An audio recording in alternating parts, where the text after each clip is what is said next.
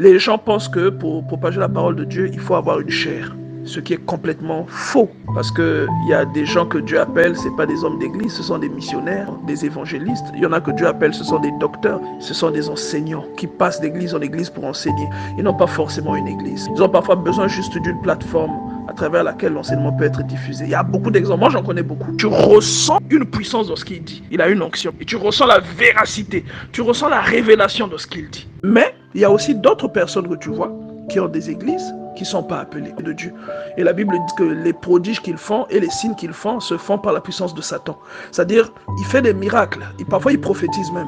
Mais ça n'a rien à voir avec Dieu. Mais pour eux, vraiment, la productivité ou encore le summum, c'est quand tu as une église, en fait. Alors que ce n'est pas forcément ça. Il y a des gens que Dieu appelle, ce sont des docteurs. Un docteur n'est pas forcément un pasteur. Et c'est un regard qui est complètement faux.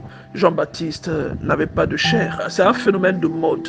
Les gens sont mal orientés par la mode actuelle. Ce n'est pas forcément ça. Quand Dieu te donne une vocation, que tu sois consacré devant les gens, que tu sois consacré dans le secret, forcément il y a une force qui va t'accompagner. La force là, c'est pour légitimer le fait que c'est Dieu qui t'a placé dans ce que tu fais. Dieu va accompagner son ministère de signes qui vont planter la conviction dans le cœur des gens.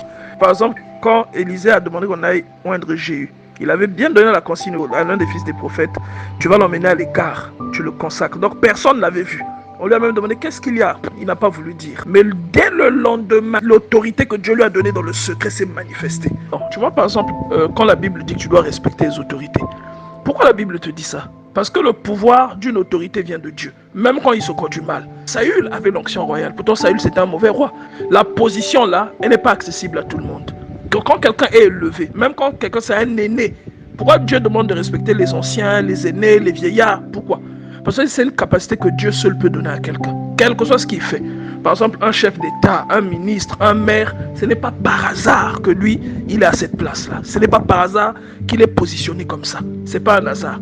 Il est positionné comme ça parce que Dieu l'a voulu ainsi. Maintenant, lui, s'il gère mal son pouvoir ou son autorité, s'il en abuse et qu'il ne fait rien de bon avec, à ce moment-là, il rendra compte à Dieu. Mais il n'en reste pas moins que c'est Dieu qui le positionne là. C'est une onction.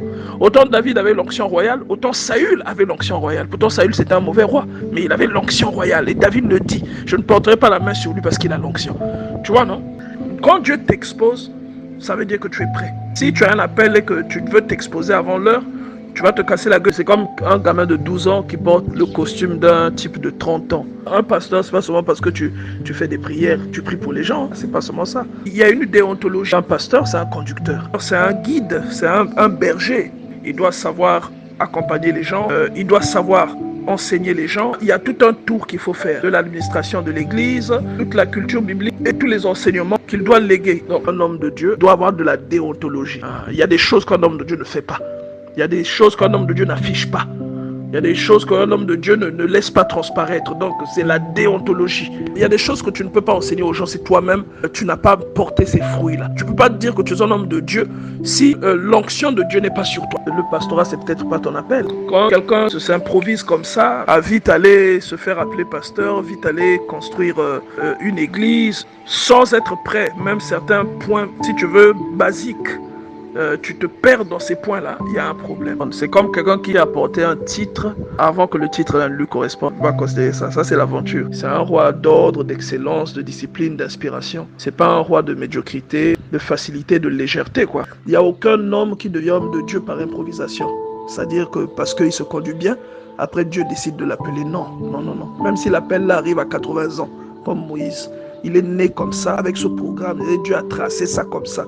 Jérémie chapitre 1, verset 5.